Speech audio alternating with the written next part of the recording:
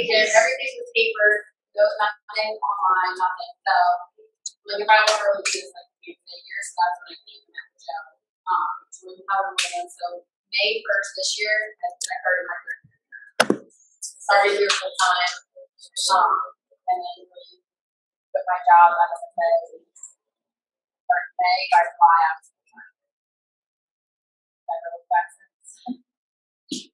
I should go longer. So, way back.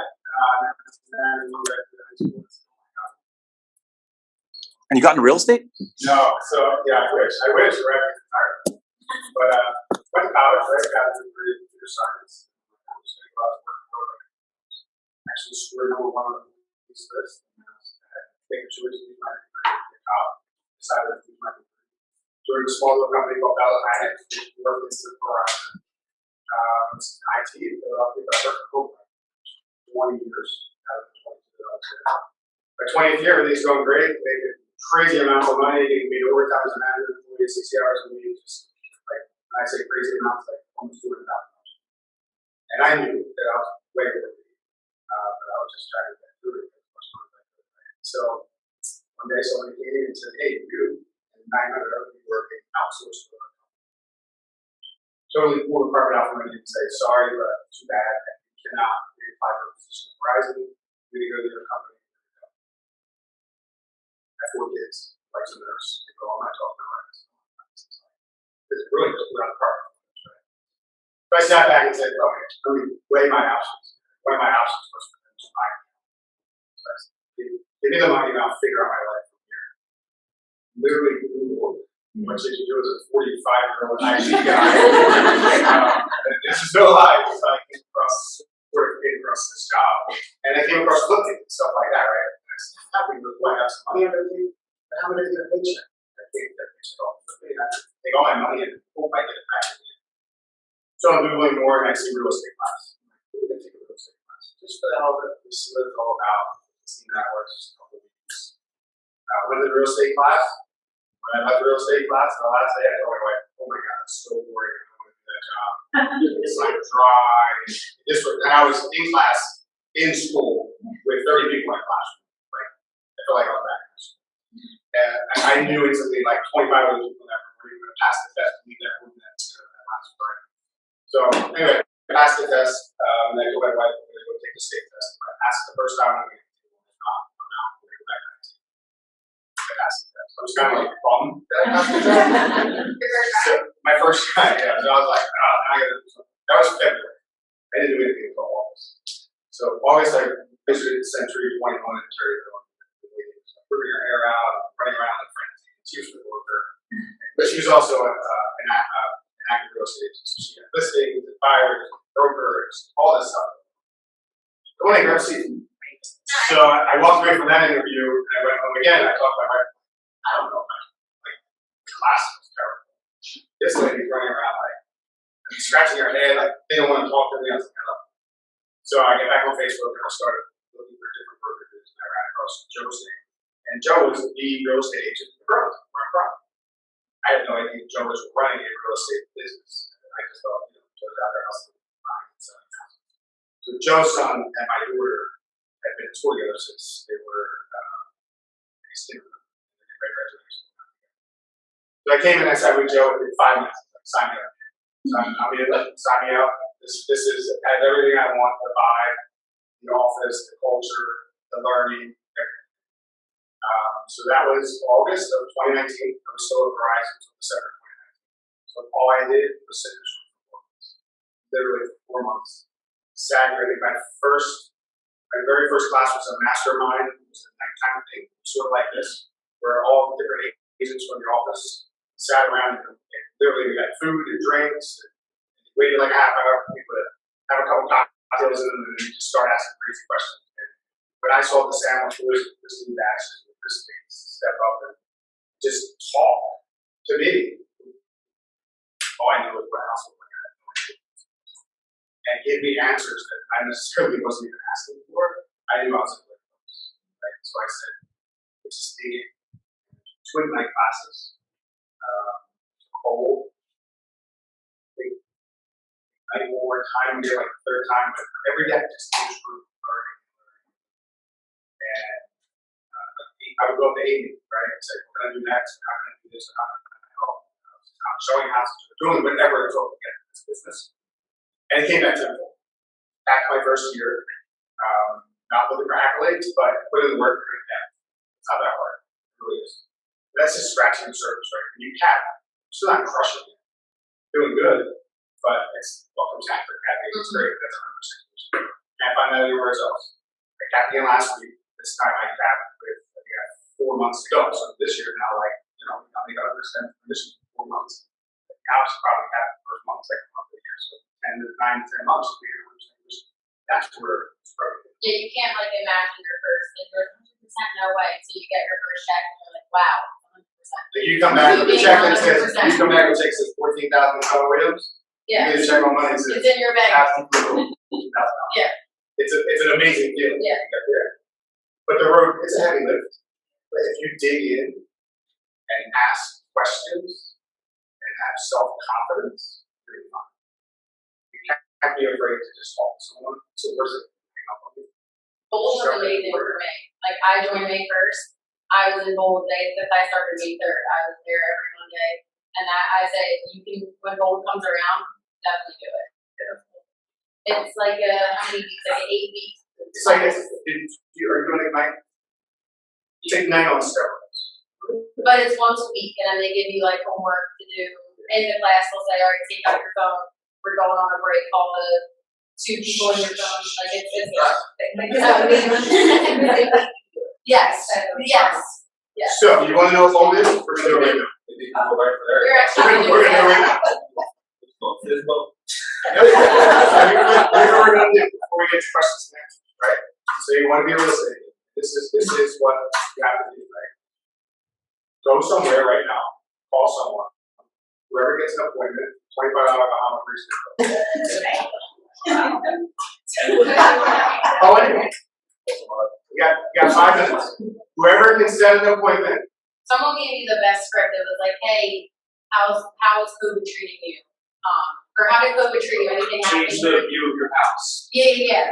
And then you ask like, if you were to sell, or when do you think you're gonna sell your house? Like a question like that, because everybody knows what they're gonna do. Oh, Yeah, or like you're calling a friend, like, hey, dude, how's it going? What's new? How to COVID treat you? Anything? I got a better. Yeah, just heard Governor was talking about putting in quarantine. Is your house big enough? You like it last time? Yeah. When you see yourself. You'd be surprised how many people come to the city and the first thing when you say, why are you moving? They go, I can't quarantine 1,000 square feet. Yeah. Everyone's feeling that pain. Or I can't quarantine with my husband or wife. That's a whole different story.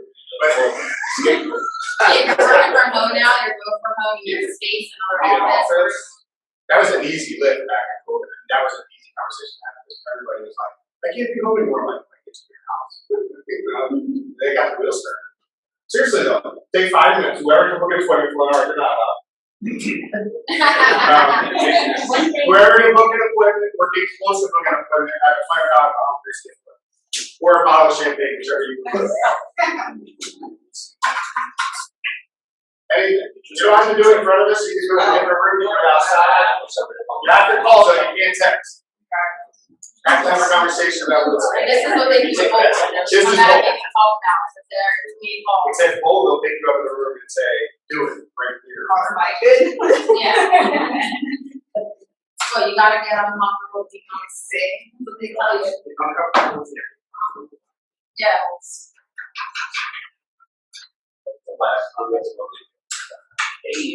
Yeah, what should I say something? I gotta see this. That's I hate myself.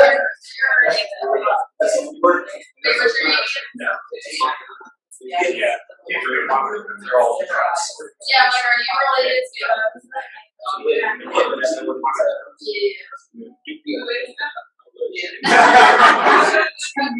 But yeah. Which facility you're seeing that Right. Yeah. Actually, I want to take your top 3 sick days. So, Oh. I stayed with these guys. So,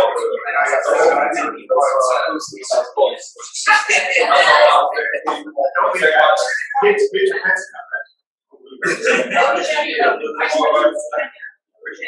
I do, security.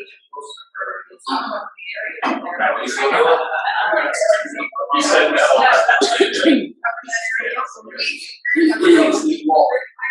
No, it's 160. So yeah, you're on the shoulder. No, I'm in between section 21 and 1. Well, yeah, you can move. No, but I don't miss it. That's awesome. Oh my word, yes. Yeah. Top windows open. I feel like, yeah, wow. If you could give me a better. Yeah, I mean, I work. No, mine's not. Where's Ranger with? Yeah. If you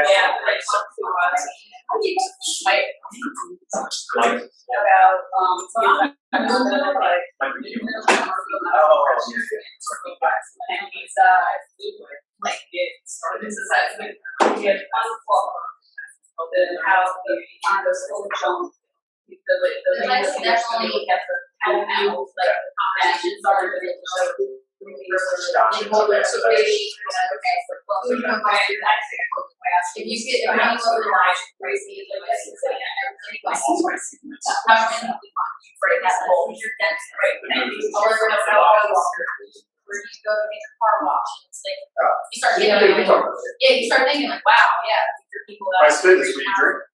and then it just becomes like a relation starter where we're at. I went out with that even Smith's help. We were at PG, we could watch this everybody. So we're sitting there. And you'll He said he didn't have a good turnout. looking to buy or sell or I mean, you really actually like, I'm like, this doesn't matter. She like actually lost her. He hasn't started anything with soccer. So he ain't much of a part. Just like that. Just stay on top line. So. It's so hot. Here, how that started out. No problem, it's almost it.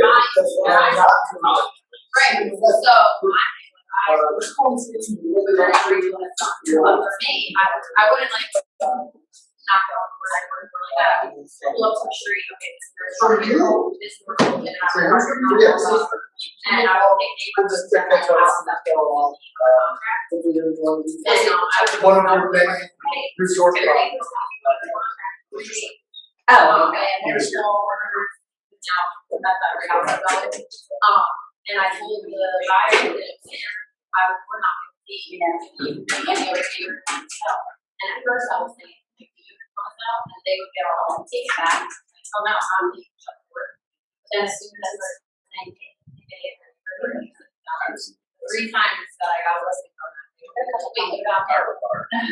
Like they looked at like, hey, I can't sell from me. So I was like, oh, are you interested in selling?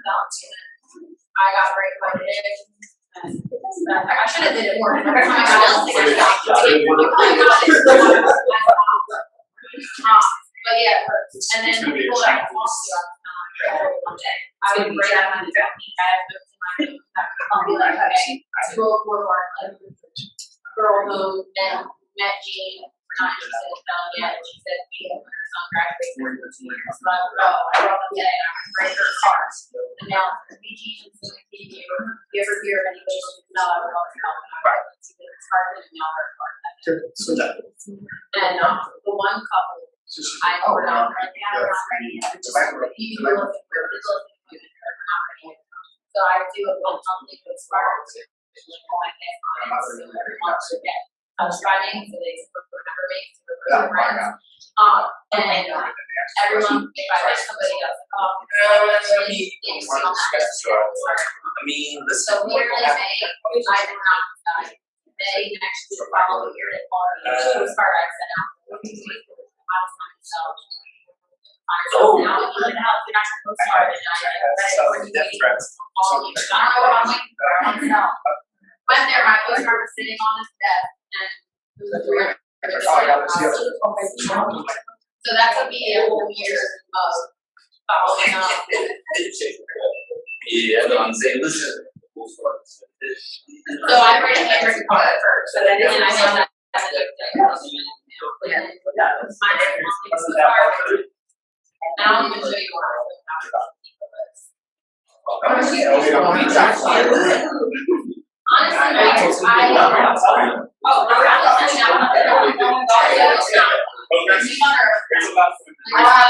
get my wife's design it for free, and then they would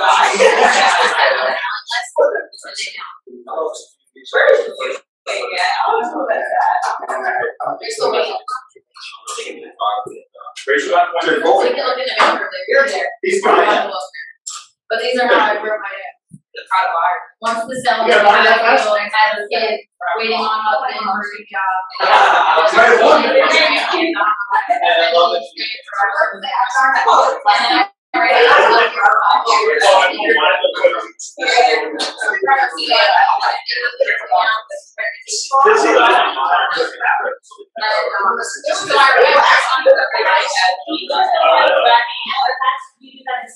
This was before my first book came out, but now I'm putting it.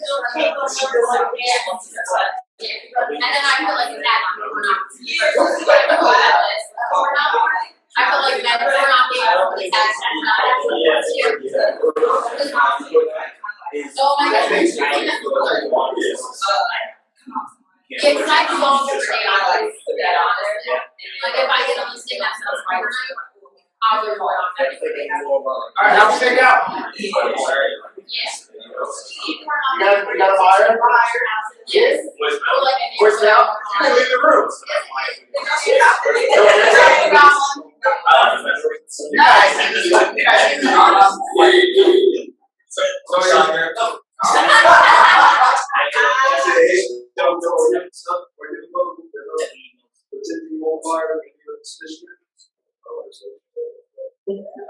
Next roll. No, I left some voicemails. No one picks up the phone. They don't want It's a to- Saturday, they're on the beach. Dawn has to- No, I took somebody, and the other person I tried to answer. How about you guys? I left a voicemail. What you got? A friend of mine was looking to sell her house last year, so I called her, so she said she would be willing to meet with me.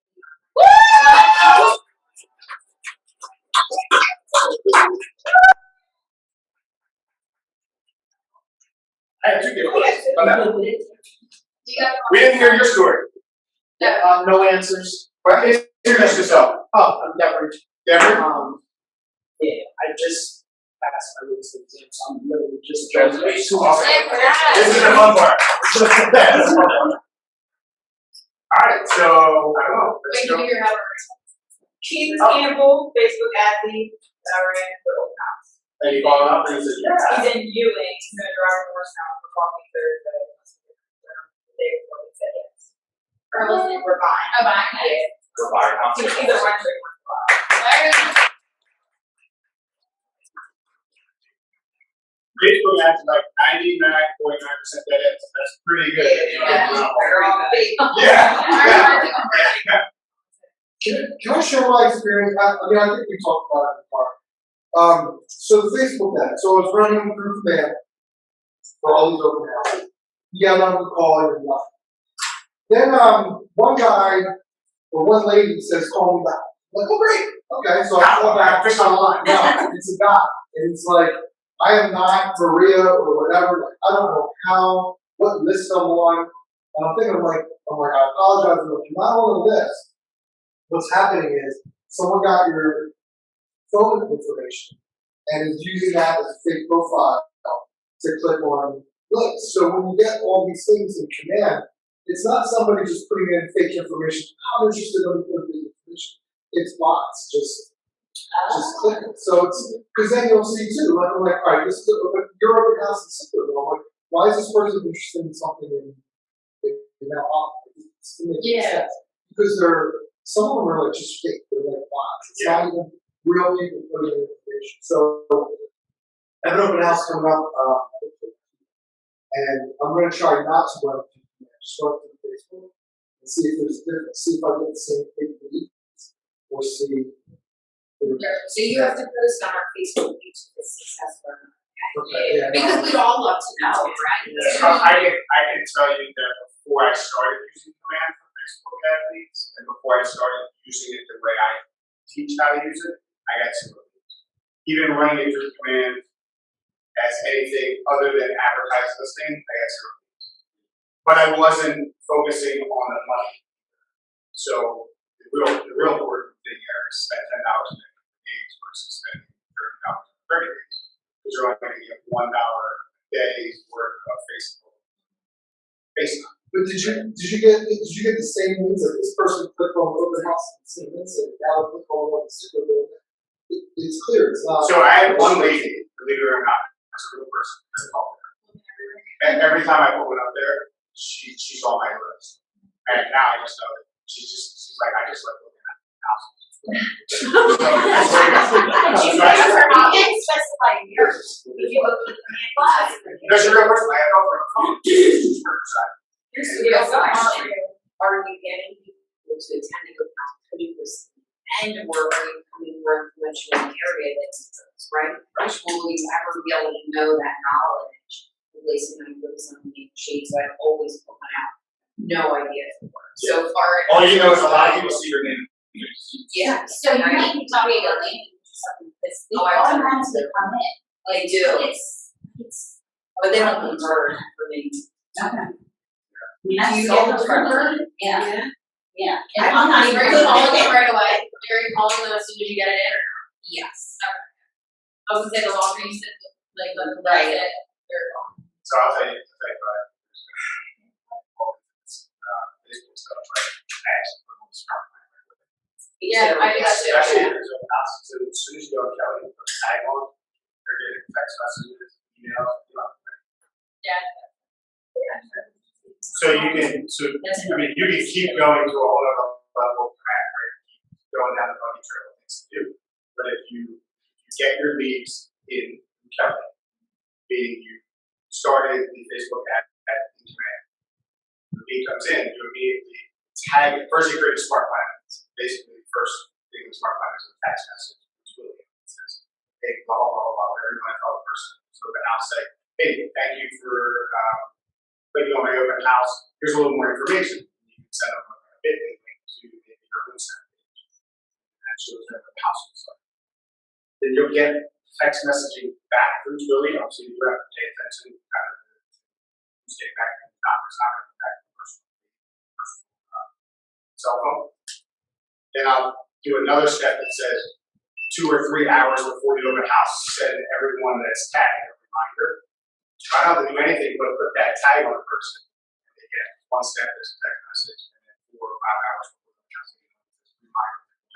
Is that advice you do it enough time to be able to show Yeah, people? you can keep diving deeper, It's deeper. in that, yeah, it is, it's hard to. But smart plans are awesome, especially buyers. Hunters Up has an amazing smart plan for first-time home buyers that I use for every person that says they want to buy a house, I get their email and send it to them.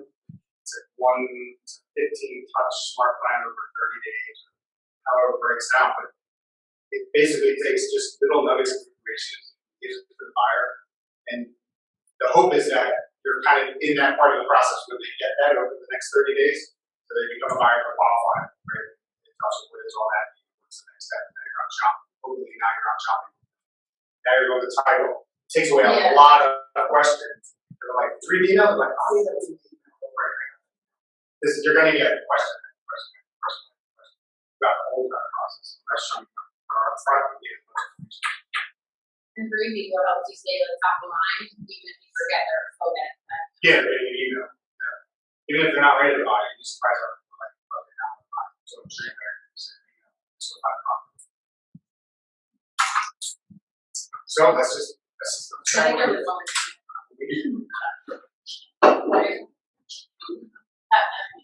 what's the first thing you did as a realtor? First thing I did as a realtor? Train. Literally just train.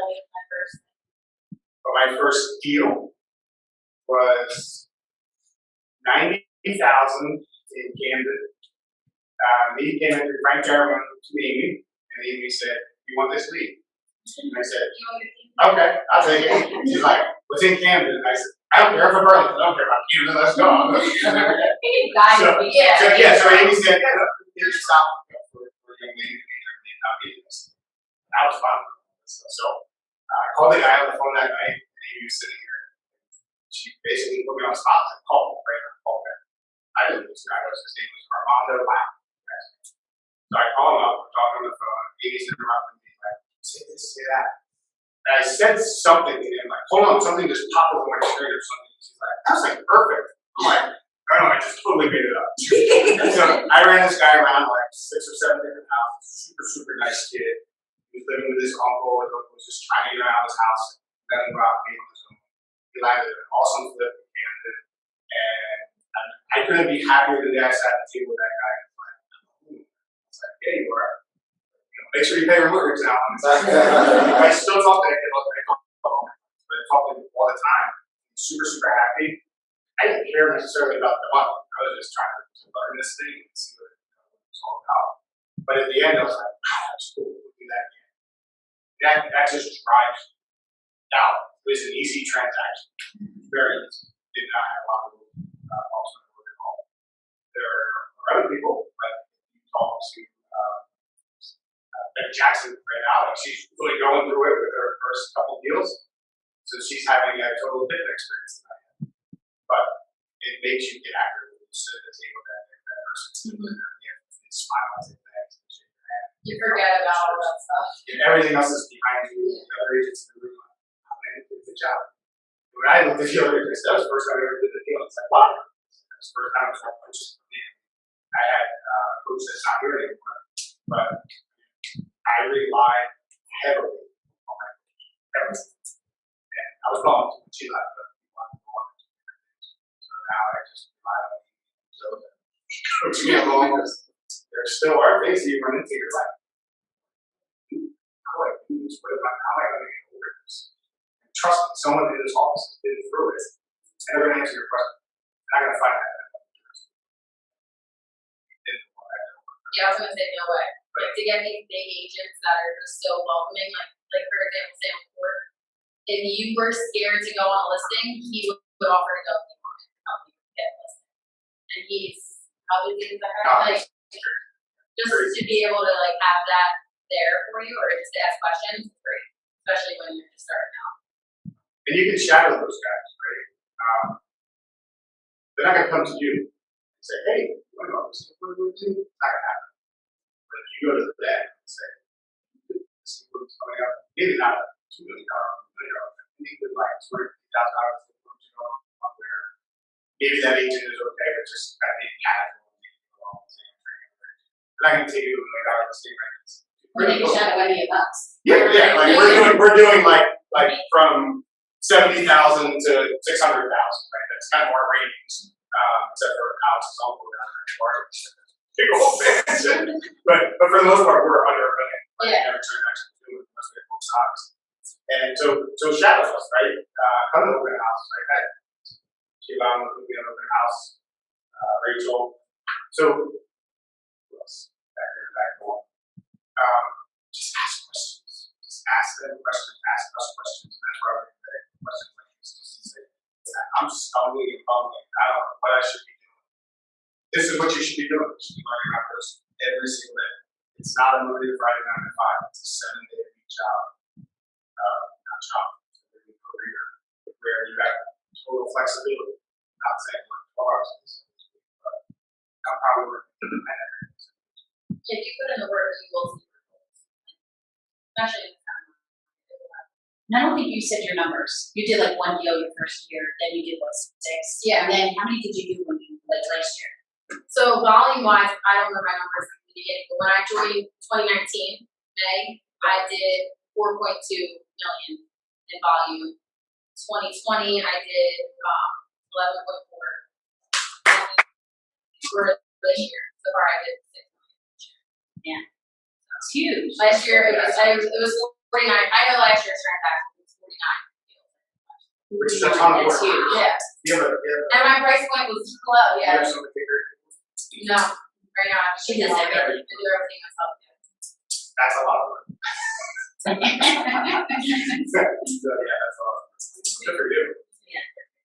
Say, first thing you do when you get kind of, Like from a contract, right? yeah, you get an admin. So I don't want an admin person. I like being there for my clients 100% of the time. But I understand that there's a point in time. Yeah, that's my fault, like giving that up. Yeah. Because I like to be Well, in control, I know it's getting done and I'm doing it, so I need to get over that. 'Cause Yeah. Go to the because next it'll keep you step, up until yeah. the morning, right? Yeah. It's just constant. Alex, when you started, how did you regenerate? How did I regenerate? And then how did further with you? So my background, I came from title, so I knew a bunch of mortgage lenders, I knew attorneys, so I kind of just picked their brain. And I would reach out to people on LinkedIn, like, hi, I'm new, looking to because I didn't have a big sphere. I was 21 starting, none of my friends were buying houses, they were calling on them. So I reached out to like lenders and I would just ask them if you get a lead, like try it out on me. And I actually got one. And one person reached out to me on Zillow, a buyer. I had my account set up on Zillow. I wasn't paying for any leads, and I got an email like this person wants to see this house. And I first thought it was a scam, but I called it. And it wasn't, so I started taking her out to see properties, and the lender on there, I didn't know who he was. So I was like, oh, use the in-house lender at my office, can you switch? She's like, no, I like Pete. I'm like, okay, we'll stick with Pete. We ended up going to closing, and afterwards, Pete, hey, Alex, like, you did really good on that transaction. I have a couple of buyers that are looking for a realtor. He was just starting out too, so it was kind of just like a perfect match. So he ended up giving me a couple buyers from that. But then otherwise, I was telling them like we're not. I would I wanted to be able to have a Heights, so I wanted to be at Heights. So I would look on the MLS and see, okay, this house is pending. Went under contract for 4 days. I would print because I didn't have any marketing. I wasn't paying for anything yet. I was new, so I would literally print out the right on one sheet that said pending. Highlight 4 days on the market, and I would door knock the neighbor and say, hey, this house went under contract for 4 days. I'm pretty sure they had a bunch of people interested in went under contract so quick. Do you know if any of your neighbors want to sell? And at first, I switched my script because I was like, you want to sell? And I would get to push like, oh no, so they would get caught off guard. But the second I started saying, do any of your neighbors want to sell? They would be like, hey, what about me? I want to sell. So then I got a couple listings from that, and then I just knew all over. But I just do that when you saw results. no, I was working on it a bunch in the beginning. But then when I got my first one, I was like, okay, it's working, and I just kept doing it. And then from there, just networking, meeting people will really help because I was shy at first. I didn't want to call people and be like, hey, I'm a realtor, but when they give you that script, it just people like to have conversations. And they're like, oh, you're a realtor? Some people just don't know. So then when they start to realize, oh, you're a realtor, yeah, my friend wants to sell. And then once I started getting deals that were closing, I would just stay on top of those people. And they started getting a postcard from me every month to stay top of mind. And then I got a real That's kind of like your second question. Yes. How do you do success? There wasn't one thing for me. I did a bunch of things. I didn't really like the open houses. When I started, open houses didn't really get a lot of people. It wasn't busy. Now I would say definitely you can do open houses. People are getting buyers from them. I would say. I think for me, it's just I screened it for the rooftop screen. Well, I came from a whole different background with a ton of people. This doesn't mean they're going to leave like real estate. First thing I did was send a postcard to everyone that I knew from my friends in Battle Street as Christmas. Hey, I gotta change something. And how this business is getting this business to support me. I'm not going to embarrass you. Send a guy, I'm going to take care of it. Never been in business? Nope, not the person. But it created buzz amongst my friends to say, hey, he's still in that business. He's on Facebook. He sold another house. He sold another house. Okay, he got a buyer for the house. Oh, wait a minute, he got my friend a house now. So now it's like, now I'm not just helping people that no one even knows who they are because I got them from Frank or someone else. Now I'm helping friends. And if you do one friend solid, as they say, other friends are going to come. Right? Because they go, and now the parents call you, and now the cousins call you, and just one success story just keeps on tumbling into another success story. But get on Facebook and shout it out. Not because you want accolades or something to pat you on the back, but because if you don't tell them, they're not going to know. They just think, oh, you're a real estate agent? We have Facebook before you talk about it. That's all. You gotta tell them, I'm a real estate agent, my kids play softball, and it's sold a house. And this client thinks this now. Realtor.com, I don't know how it's gonna go down now with the kind of changing the pricing structures and such, but Realtor.com is very easy to get a client. Get them out there, get a review, put it online. So somebody Googles your name, comes up to Realtor.com, your name's gonna pop up and they're gonna say 5 stars. Yes, it's gonna say you've only been in business 1 year. Who cares? Right. Yes, if you've been in business 10 minutes, it's going to doing it the right way. There's a lot of agents out there who've been in business 30 years. You come across them, you're like, how have you been doing this for 30 years? And how are you having so much success? Please tell me because I want to work with you. So, and they got 3-star reviews, but guess what? They're still crushing it too, right? But I had clients around the corner from me saying, you're doing that in 30 years, you see like there. You see like you're here. I didn't know at the time that they were going to call me 900 times, but they literally called me 900 times. We disclose that transaction. That's just keep building success on top of success. So you just mentioned reviews on Realtor.com. You mentioned a free account. So can you set up free accounts or you need to? Well, so it's like the review account, so they can see, click on an agent, if you go on Zillow, you can see agents on there, and I guess that's how I got involved. Yeah. But so Realtor and Zillow are kind of they're changing. So Zillow is more, they want all your leads. Yeah. Realtor gives you your leads for free right now, but they're not going to in the near future. So I don't know, how long we're going to get out there and get on the site. Get a Google page. If you Google your name and you have a Google page, it's going to be at the top. And you can also get reviews on that. Yeah, people in your neighborhood to suggest you, even if You it's can buy or join the sell. town neighborhood page on Facebook and start posting stuff on the town page. I've done that. So many different ways to get creative without it. So Google and Facebook is what you recommend. Google and Realtor. If you can, You already have a business Facebook page that put a review on there. There's a way on Realtor you can go in and sign in as an agent. And it's free. They will try to sell you stuff. It's free. An easy way too is, I know some agents, I started doing it after closing. If you not, thank you for closing, if you put this in a review, you can send them, if you send them our links, you can just click copy and paste, make it easy for us. Yeah, you have to set it. They're not gonna come. Yeah. They're so happy that they got in their house, they forgot about you. Yeah. like this betting, there's like the not and like betting lines. So some just doing that, but it's just the best place to put through prayers. Which all. Another thing when it comes to reviews and success, 9 times out of 10, you get someone a house that they're buying, not for selling, which is a mistake. But if they're buying, they're probably going to invite you over for something. Whether it's to have a drink on the deck, or it's a couple of my buddies are coming over, we're going to hang out and just talk about the world. You're going to be introduced as Yeah, I just got invited to my buyer's house. Yeah. Go. Take your business cards. Let them talk you up. The house was awesome. You want to use the house? Here's the house, right? Here's my business card. 2 hours and you're meeting all their friends and family. And then you're the one on the pedestal. Everybody goes, this house is beautiful. How'd you get it? Show up a little late, so when you walk in, everybody's there, like, oh, this is my realtor. They're not there. No, as cheesy as it sounds, you degenerate that. It's not a business. So when they invite you, go. Yeah. Go. Don't overstay and don't get drunk, but go. Yeah, they're really unique about it.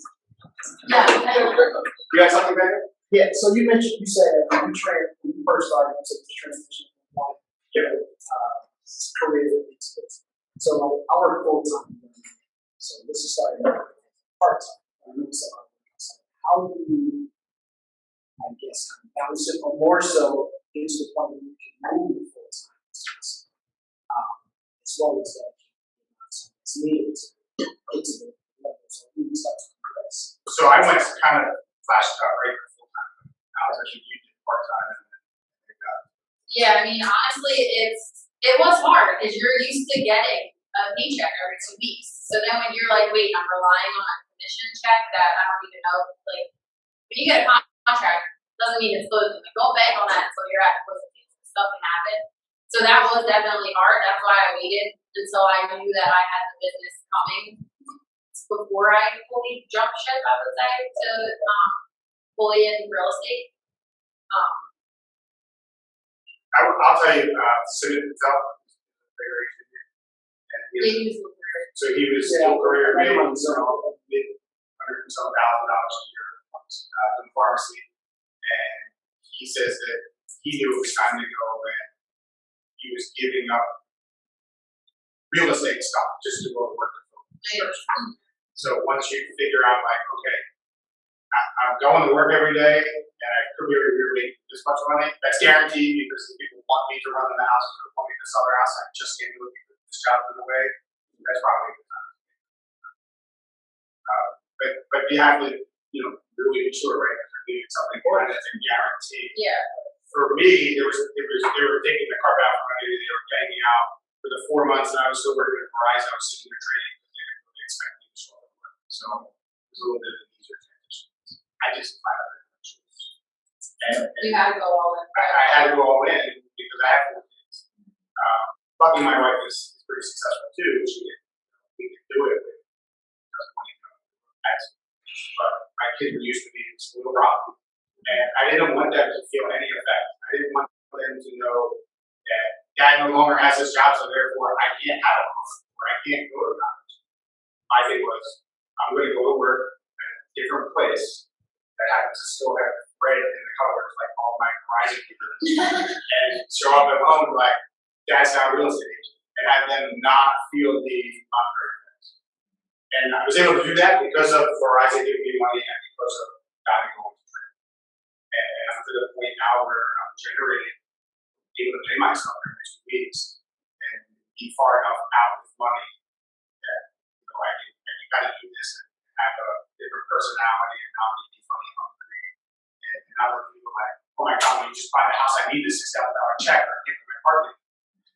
There are people that happens, right? And that's it's tough when you get it. Doesn't mean you're going to fail at it, but you just got to be careful that you're not kind of pushing people like that. They just wanted to stay all day. They care about me. You have to care about them. Yeah, right? what's best for them. Because you're not That's selling. the biggest purchase you'll make. They're stressed out at this trying to find a house, so you can't be. Your phone's going to ring off the hook. When I say 10, 11 o'clock at night, it's going to happen. You can decide if you're going to pick up the phone or not, depending on who the person is. But they're just looking for you to talk them off the ledge because they're going to be on the ledge more than not. Yeah, you're the expert for seeking your advice. And not just about real estate. You're their new best friend. They're going to ask you about what box they should put stuff in. Should I bring the cat or leave the cat? Like they're going to ask you crazy questions. And you're going to go, how does this even play into this deal? But it does because it's important to them. So it has to be cool. Full time, just because you were saying you could shadow people. I didn't know you could shadow people on this. But weekend things at houses, there's all the training classes online. You still can have the weekends or the evenings and working around. A lot of the houses are reported too. Yeah. Back there. Which is good because when I started, we didn't have to. You were either in the classroom or you was out. Joe is a big believer that you have to be in the classroom. And I need that too. You're not here. You're not really. Question, I think any sort of connection would be to like those that are say elderly and maybe going to the nursing homes, obviously their population's growing and growing, especially with foreclosures or before that, just people with estate sales and all that. Are you finding anywhere that you can go? So I was talking to someone about this a while ago, like where you can kind of put it out there, like should the time come that mom or dad, needs to get out, I would be something here. Yeah, I just like someone was saying about maybe like possibly like you could put it into nursing home areas like Brighton, Walden, Care One because they might still have their home depending on the situation. If the parents still there, but just to kind of be in the forefront of their mind, they said that if the time comes they need to get out. I don't know if it would that was what we talked about. So I'll tell you, it's interesting because I have something going on right now on a partner or something. And I'll give you a whole list right here that I didn't know about. Please don't do this in borough. One of these homes in borough that I have right now. Every one of the nursing homes, right, when they take you in, especially some of the more private ones, they basically want to keep the bank. They want to sell your home. They want to give them all your money. They're going to take care of you whether you've got enough money. So all of them have directors of housing or whatever you want to call it, where a family member comes in and sits with that person. You've done this? We just, actually, Jess and I literally just talked about this. So it's interesting because I know one and I didn't know anyone. She's like, you're gonna be my guy. So they'll walk in and say, hey, how do I get grandma into this facility? Grandma has property and grandma has money. Yeah, she has a house, but you know, it's a family house, blah, blah, blah. Well, we gotta sell that house. How do I do that? I got it. And they call me for you and say, another one. This is property. And work out whatever commission deals work out. And they get the person in their home. You got the listing. You have to do it. Now you do first stop it. And now the kids want to sell and they go, oh, remember Brian? He sold Granny's house. Yeah, let's call him. So they're selling and buying. Yeah. You can find out who the directors are that run these organizations in nursing homes. I have no idea that doesn't. Or you go to develop a relationship with people who are in elder care law, where you could recommend them to a lawyer that does elder care, and elder care most refer you to them. Yeah. I got started with that by meeting. We talked a little bit about this, but people that will meet with an agent are financial planners and lenders. Like you're not just gonna call an elder care law firm and be like, hey, I'm going to meet with you probably. But the financial planner knew somebody who helps older people get into the system. But that was the connection that I made, and that's how I learned that is a thing that people need. Now that COVID is ending, we can start doing this networking again. We can meet with lenders and meet with title with. Meet with divorce attorneys. That might be 3 transactions. We're selling them, they're both buying. Yeah. I have a divorce right now. Oh, it's such a good money. Okay. I'm going to get along with the transaction. Is that for closing? Yeah, exactly. What is the script you use for that? I gotta be honest with you. So actually, I sold this woman's house. Now she's buying. She left a similar position in Philadelphia where I don't have my PA license. And now she's coming to New Jersey. We had a conversation. She said, hey, listen, this is a real thing. It's going to happen. Are you interested? Of course I'm interested. So she starts there. She starts her new job here in New Jersey in June. And then we'll sit down and I'm going to have to probably do something for her, right? Not straight, you know, that is for nothing in return. But there was no script. It was just an easy conversation where I sold her house. She loved me for selling her house. Now she's trying to buy a house using me. So she trusted me. And after she trusted me, now she's doing it. And really I know we're big on scripts. I just don't follow. Wherever the conversation takes me is where it takes me. If you don't want to use me to buy and sell your house, that's okay. Be my neighbor, my best friend. You use whoever you're comfortable using. You like talking to me? Feel like I'm going to do you a good service? Then use me. Not use Alex. Not use Amy. Use any of you guys. It really doesn't matter. As long as you're going to get along, and we're going to have a good conversation. Now, if I have to be like a robot and scripted, then that's just not me. It doesn't flow. It's not my personality. A new agent on the phone, scripting would be sound like you know what we're talking about? Yeah, right, that's a great thing. But at some point in that conversation, they're going to throw you a curveball. So you got to be ready to go off script. Right? You got to be able to just have a conversation. Because whatever they're asking you back, that's not always going to be. Even open house, you check the door, ask where you're from. I already know we're going out today. Just let you see the house. You have a couple conversations while you're walking around, but it's not a super tight script. Yeah, some people need scripts, and Joe always says, we've got to help script them. Yeah. So if you're a person that needs scripts, maybe you want to create a conversation with like Ryan, you know, or you just feel like you don't know enough. If you read the scripts, they are provided, I think, in Ignite, they have a lot of scripts. So Yeah, you this just is can like- practice with each other, you know, because It's it your will practice. get natural. Yeah. And Then you'll know what to say, you'll remember from script practice. Exactly. And you do learn from script, because you get different terms and different ways of thinking from script. Yeah. But when you, as quick as you can get out of being that scripted robot, get out of it, and then just be super confident. Well, that's what I thought too, just say it in your own words, because if I'm saying line for line, it's just not authentic, it sounds scripted. If I walked into a bar with 4 of my buddies, and you came over to that table and I started talking different, my 4 buddies would be like, what the hell are you talking about? Like, this is robot Brian, be like, no, it doesn't work, it doesn't work. You don't want to sound like that, right? Right. You just get Yeah. guidance. Yeah. That's the one. Yeah. Yeah, a guide, very Yeah. good guide, help you getting off topic or. Yeah, that's all. You Yeah. have on your computer or on your. Gotta bring them back. Yeah. Because you did call for a purpose or a reason, you called that person for a reason, and it's probably about real estate. So let me tell you, once you start selling and buying, and your name's out there, almost every single conversation you have with your friends somehow wanted to come back to real estate, Yeah. whether you wanted to or not, and you're gonna be like, dude, I'm tired of talking about houses. Yeah, but how much did it sell for? I'm like, you're not selling your house. You never know if it's selling a house, right? You just never know. But it always.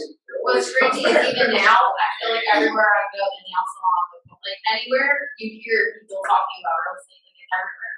Like last night, I was at the bar. What was funny is these people were like, "We can't find a house." A couple literally next to me, like, "We can't find a house. We've been looking forever." They're talking to the bartender. And I'm sitting there, and she's like, "I just called to speak for finally." And they're like, "Oh, we're moving to Philly. We're renting. We're looking." So I start talking to them, and they're like, "Oh yeah, we actually have an agent." So I'm like, "Oh, who's your agent?" So they're like, "Do you know Sam McCord?" So I joked. I took a picture with them. I take this selfie. Sam's on his boat last night. And I'm like, I just met the nicest buyers, and I sent it to Sam. Like, oh, they were great people. But it's everywhere you go. People are talking about real estate. So just start a And conversation. I tell you, it's when people tell me they have an agent, but they're having problems finding a house. First thing you want to say is, well, you have a bad agent. But what I tell them is, don't blame your agent, it's the market. And they go, screw thinking like your agent is bad, it's not your agent. I guarantee if they drop that agent, you're going to be bad. You just care about me, you care about my agent. And really, I'm just telling them, like, don't bail on your agent, it's not their fault. I don't want my buyers to bail on me, it's tough out there right now. So that's what I say every time, because that's good. Like, it'll come back around. You Yeah. want to be that agent trying to steal, it'll come back around. Yeah, and you're not trying to steal their business, but in the end, you may have just gotta find it. Right. Because they're like, they know the market, they don't care so much. What if you gave them advice that, hey, ask your agent this, or why don't you suggest this to your agent and see what they think? So you're trying to help, but you're not trying to steal it. That agent's gonna call you and say, why are you telling me? Yeah, like these buyers, they've been looking a while. That's all. They're offering, like, asking around. These aren't people that are with the market that is over asking anymore. They don't want to do that. So that's why I look forever. They don't want to step up to what they need to do in the house. I was just like, that, and I called him and tells me, he's, whatever agent finds that house, like, he doesn't want to secure it to one agent. So, We want that. I don't even deal with that. Yeah. I'm like, well, good luck. I don't need and that's why he agent. hasn't found a house yet, because I told him, good, he wants that house first. I said, So you can, I would certainly send in first time home buyer education material, but that's about it. And maybe give the drip on bright. Say, I'll send you a bunch of houses. Your time's valuable. You don't Yeah, I want wouldn't to. bother. Even just having like once, your own set of buyers, you're spending so much time Yeah. and not getting all this incentives, so sometimes you're just gonna be one of 10 agents. Right. Especially in this market, you lose an offer, you go to your back square one, showing houses all over. Basically, it's not $1 million buyer, right? oh, How much? I would try to sit down with them and secure and try to get them to side.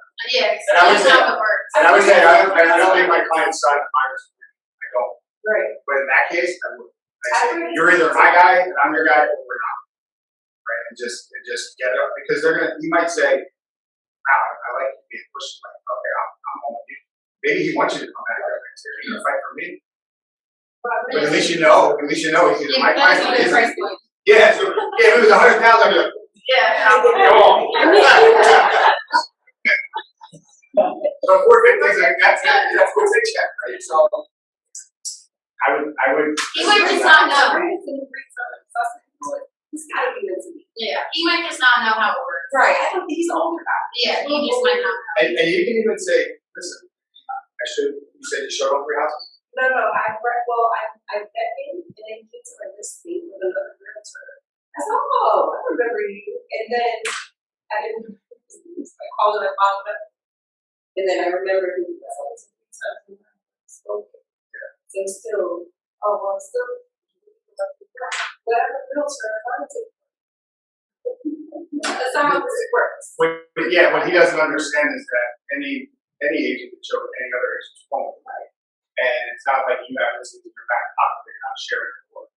Like you educate them on that, you might say, oh, okay, it doesn't matter, you just pick an agent. Yeah, we're all looking at the same properties. And we're all, pretty much able to sign on the same homes. Unless it's exclusive in office. But, we don't see many of those anymore. So I would just try to nail it down. Yeah. I want to help you, but I'm not going to do this for free.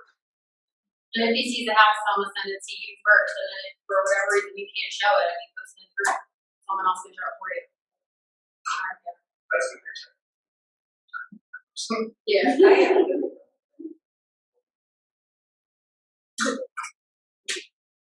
What about, like, I have these buyers and I did a buyer's consultation with them, sat down, did the whole spiel. They were cool with that and they were like, yeah, great. And in the beginning, we put in 2 offers. They didn't want to, that's a whole other story. They didn't want to really give or take, so we lost those 2 offers. So we kept looking. But then every other week, they changed their criteria from what we first spoke about. So before they were gung-ho that they wanted one thing, and now they want something different. Now the county is even flexible. They're okay with Burlington, Mercer. Now they want Middlesex, but they only want Middlesex if they get a townhome that's over 3 bedrooms. But they really want a house if it's in Burlington. And I'm like, hold on, wait, what happened to this great vision that we had in the kids? What was your original vision? Okay, so the original is they had no stipulations. Like they wanted 4-bedroom, backyard, basement, 2.5 baths, and they wanted an open concept kitchen, right? So this is just And they wanted it to just be a couple with no kids or nothing? No. This is a older woman, her daughter, and her daughter has kids, but only the mother is on family. So they wanted originally South Jersey because they're from New York, but they realized how far a drive South Jersey is. So they were like, oh, we'll do Burlington or Mercer County. I was like, all right, fine, I'll open it up to Burlington, Mercer County. But they then wanted the 4-bedroom, 2 bath, and then they wanted a yard and basement. So that's what we looked for. They said they did not want any Cape Cods, so they moved out almost all of Willingboro. Their pre-approval is for $350, but they don't want to go over $285. And she said, if you show me a Cape Cod, I'm walking out the house. So I was like, all right, I'm just going to show you a Cape Cod. So you go like, yeah. So there's a lot of Cape Cods out there. So we went to go look, and then after putting in for something in Browns Mills that wasn't their criteria, then they showed me something else that wasn't their criteria, and we put in an offer for that. They moved like 5,000 or 7,000 over, but then they didn't want to get a pre-approval letter for anything over they were going because they didn't want to show that they had too much money. It was. So first things first, you have to show you have a lot of money in this market because you're always going to overask this market and make you way over.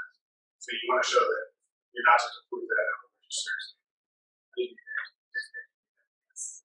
You can show them, talk about different deals that happen that way. I I just want to jump in real quick, because Ashley is saying, we've historically gotten pre-approvals in the amount of the law. Yeah. And I think that right now in this market, it's okay to show a pre-approval lot, because this is our best and final offer, but I just want to show you that we're really solid, we can afford, we're approved for more, I just, And it really shows that you kind of, really chance about close. I think that's a couple-year-old mindset that buyers have. They looked up online or their agents told them, or when they bought a house before, but Yeah, it's changed, the game has changed. And it could be an inventory issue too, is why they're like, why didn't it search so big? I would bring them back to, I would come all the way back to the first time. Sit down with them and say, you're like all over the map of New Yeah. Jersey. If it's okay that you're all over the map of New Jersey, then fine. But where do you really want to be? Like, you started off with one over Arlington, now we're in Middlesex. Should you go over to Middlesex? What do you really want? Do you even want to really move? Because if they're just gonna plop down on a map and say, try here, They're just running you around. You have showings today, actually, I said, three showings, it all three counties. Yeah. That's the beauty of buyers. Middlesex, we have one at Fort in Middlesex, then one in Mercer, and then we're coming back to Brooklyn. And maybe at the last house, Yeah, I would sit down and be like, look, we just saw 3 houses in 3 counties. We drove through all 3 counties to get to these houses. Which did you like the best? yeah, where do you want to do? That's a lot. Amy was fire. And Brian. You want these guys? Other buyers had exactly what they wanted. The buyer's compensation was great. The offer got accepted on the third offer that we put in. And I was just so on a high from that. Yeah. Every deal is They give you right to reality. Every deal is. Yeah. It really is. My last deal, last Friday I closed, was on Wednesday. We had no idea. 2 weeks of closing, 3 weeks of closing. On Thursday, the lawyer from there says, we're clear to close. We're closing tomorrow. I'm like, closing tomorrow? We were planning on like by the end of June. And then we sent the sellers down in Georgia. I was watching their house because I happened to be around the corner from me. They're in Georgia. We send them the deed packet. They sign and send back half of the paperwork without the deed. So they're in Jersey. I get a call at noon. I'm here. We're getting ready to have a picnic. And I get a call that the deed's not there. So we can't close. We have to close now. We're not waiting for Monday weekend. God forbid the house burns down or something. You don't close this deal. These guys, they had an extreme circumstance where they needed the proceeds to pay back the whole debt in a certain amount of time. They're going to get serious financial impact. So I went to where earlier and I had power attorney for them, got the deed, drove an hour and 45 minutes to the church and dropped the deal. Never thought I'd do that on my Friday afternoon.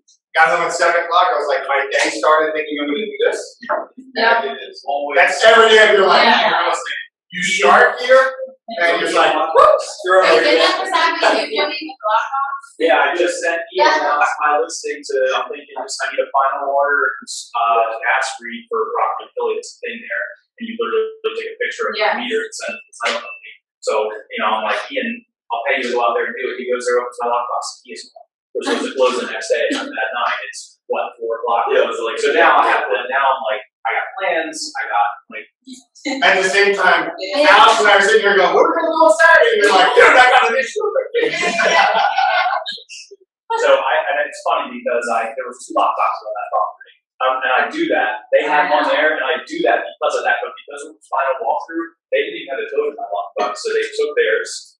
They went, they checked the property out, said it's all good. I said, so take your lockbox and leave. Sure enough, I show up and my second lockbox.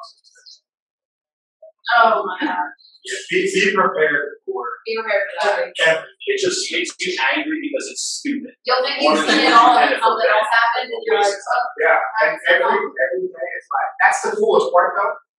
So you get up in the morning, you go to the gym, whatever your daily routine is, and then you sit down and start thinking about real estate. I'm gonna do this. Then the phone rings, you're doing this, the phone rings, you're doing that, and now you gotta go to your kids' game or whatever you got going on. Just literally put that stuff on the calendar first, right? Make sure you schedule your day around your kids and your family. Because that's the most important thing. But make some time for real estate, 5, 6, 8, 10 hours a day, whatever it is. But don't be fixated on, I gotta get this one thing done, because it's gonna take 10 different places. You're gonna have different things that pop in your mind, you're gonna be chasing that, chasing this. At the end of the day, hopefully you get off through it all, or you have a nice to listen. We all do the same thing, we're all running around like chicken eggs.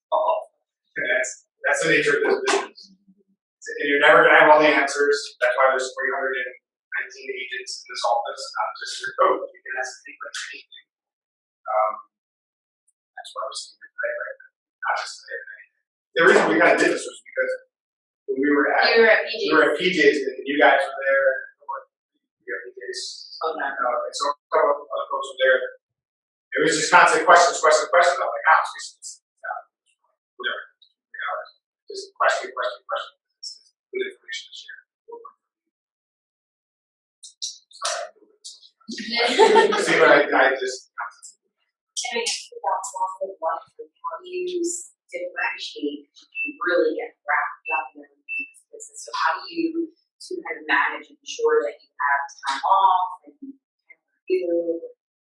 You're lucky. You're not married. Yeah. So for me, I always get time for my family. I try to get done real estate every day, but I'm still sitting down with the company or something. Still trying to watch myself. They've never told me that my life has been different since leaving the Horizons, so I like to hope it's not. But I'll tell you, I'm sitting here right now, my first Microsoft all week, car red, and I'm out there. She'll be probably just from today's home that I'm not out all day. Tomorrow we're all going to go to the beach. I'm not doing any real estate work tomorrow. Now I say that, and I guarantee my You're gonna call in. I know. but my goal is to have a clear schedule tomorrow night. That's bad on a Sunday, but you should be out hustling on Sunday. But it happens to be the only Sunday between now and fall. How do you blend this in your plans? How do you work those, or like I don't. So if my client's in need and I can't get there, I'm on Facebook. Yeah. Or make a phone call. I'll never say no. I will try to find somebody or. Well, I would quite quietly say, hey, listen, I'm not really sure today. But for you, because I like you so much, Yeah. I'm going to find somebody to do it. As long as you're okay with someone else coming with it. I've had some clients say, no, I'll wait. And other people say, I'll price myself. Mm-hmm. It's like they're just opening the door, ready to go further, like, I'm here. We've done, Jess has done some, 25 bucks for a house. 40 bucks a house. Mm-hmm. I mean, at the end of the day, it's just cost of business. That cheap. I pay too much, I just thought very well. So go to Jim first. But if that keeps your $12,000 kitchen intact, it's cost of business. CB. So I have a few Yeah, agents.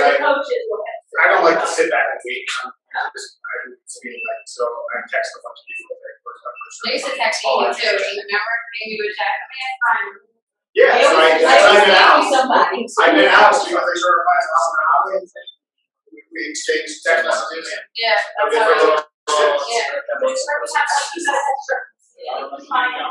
Other agents that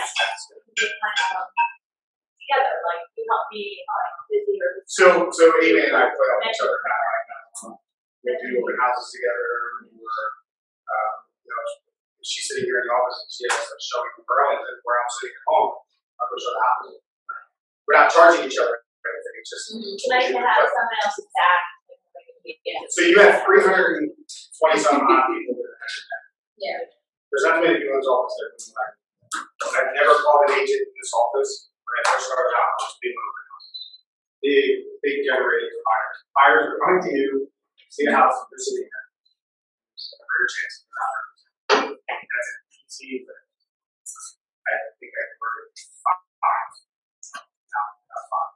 Yeah. We're an open house buyer. It's easy thing. But I'm listening to how to get an open house. Don't post on Facebook anyone with an open house. I'll put that there. You should go in, right? Find the area you want to work in. Call the agent most office. Say, I'm going right. I'm doing Keller Williams. I've done my shadowing, so I've done a couple open houses. Can I do an open house for this week? They're gonna say, no, it's sold, or I'm not gonna. It doesn't cost them anything, No. other than to make sure their clients are okay with it. Yeah, Doesn't cost them a penny. put it in MLS. Yeah. I got it. But don't go on Facebook as throwing your line in the with everyone else. Get out in front of it, call the agent directly. Although I thought some posts are very good, you know? As Yeah, you put a it's post on there. I go about that. No, I feel so bad when I check. I don't know, okay, that's good. Yeah. We got a lot of positive, feedback. It wasn't just like, you have enough talent to do it. You described yourself, Oh, you yeah. said, Yeah, that was, So yeah. it was It was personal. people Remember that. Yeah. So, Yeah, so another that thing was is, okay. some people say, well, how do I know who those agents are? So then I say, get your butt in the office. Mhm. Then we have a great culture here now. I'm here just a couple days a week. Amy's here almost every day. JC out here is here a couple days a week. We all share an office together. Joel's with us, and then we have a vendor in the office. So, you know, we come in, I'm not gonna say we get a ton of work done, because we're always talking, but we're normally talking about real estate and about what deal went south, or, oh my God, this person's a propane in the neck. And we get, there's great conversation. Great conversation happens. Then we have a board that's like, we're gonna listen, we can check the box, blah, blah, blah. So if you're not here, you're probably not thinking about real estate, not the way you probably should be thinking about real estate. So buy in to the culture into the office. There's plenty of space upstairs to sit with your laptop, if you don't have a laptop, there's computers upstairs, not just down here in this room, there's computers upstairs. In Joe's office. You'd be surprised at how many times all of a sudden people just say, oh, are you gonna cook a grill? You want something? Yeah, like a burger. You go outside and now you're talking to maybe Sam or Simmons always here. Sam's here quite a bit. Who else? Christine Bash. I mean, these are people that are big luxury listing agents that you want to aspire to be to.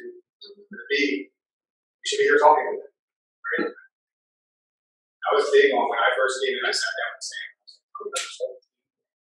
He sat with me for an hour and told me about the team concept. And it took an hour out of his day. The guy's the biggest agent in his office by far.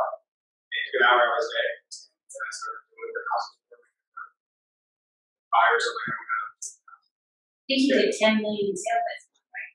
Yeah. Yeah, for 1 month. What I did the whole year. He did it 1 month. I'm like, is this copy, is this typo? But if you sat down with him right now, you can hear us just recorded. He's the most genuine guy. Absolutely. Just comes to work every day. Driving forward.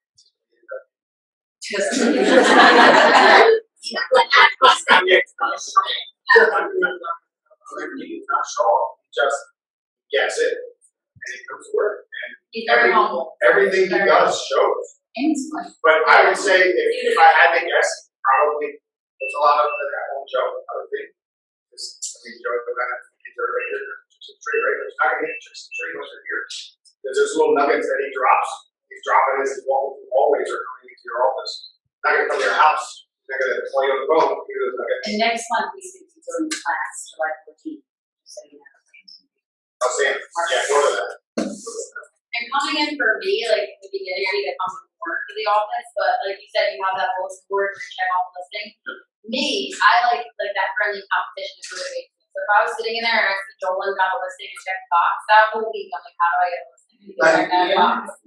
And it just motivates you to keep going. Like I keep my one good friend, she's in Blue Belt, PA, and her, she tells me, oh, I got this going, this going. So in my head, I'm like, all right, how do I catch up to Grace? What do I gotta do this week to catch up to where Grace is at? So it's just good to be around people. That's why I could never go to New York City. It's a virtual office. Like, I need to be around people. I can't. Another thing you asked was, did you feel scared that there were so many agents? Come, they go, some stay, some won't. You can't be afraid of dealing with the same or houses. They are. They're just like you went. So, yeah, you just deal with them like you deal with anybody else. I'm not. No, I don't even think those. Yeah. When I say I look up people's, I look up what they've done last year. Yeah, because I want to know if it's going to be a smooth transaction or Or am I gonna be living in You're hell for the being next holding. 2 months? Some of them, like, hey, listen, I know you're a new agent. Let's keep this thing together. Let me know if you need anything. You're not a Keller Williams, you're not getting the training we're getting. So you might not know anything you're doing, but let's get through it together. Don't treat them any different, right? If they're brand new or if they're 30 years old. Doesn't matter. When I say people 30 years are adults, they're out there, and it's like, how the heck are you in business? And then there's that 3 months, and you're like, wow, we're in this for 10 years.